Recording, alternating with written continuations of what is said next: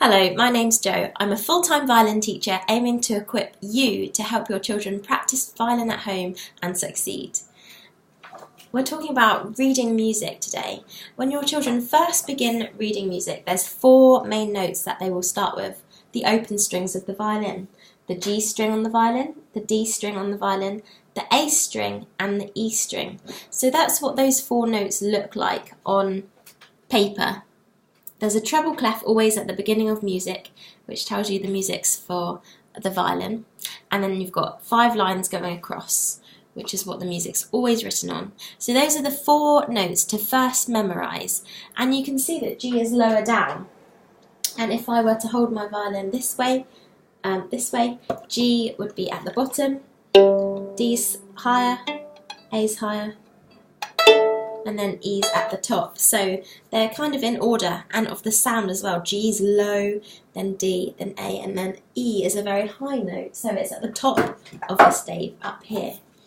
So to help you memorise that, I recommend a really cheap way of doing this, getting a few cards or pieces of paper, drawing out those 4 notes. This is your G. You have to draw 5 lines, 2 mini lines, which are called ledger lines, and put the G there, and write what the note is on the back to test. So you can use these as flashcards to test your child and yourself even. The D is underneath the first line. You might want to pause this and just write these out so you can practice. The D, and a free way of making a really good resource. The A is there on the second space and the E is on the top space. So you just need to memorise those 4 notes, and then your child will be able to start reading music. Initially just reading those 4 notes. Here that note is D because it looks the same, it's just underneath the first line. So this just goes D, D, D, D all the way across. Here we've got an A because it's on the second space, like our A there, or our A on our flashcards was on the second space. This just goes A all the way along.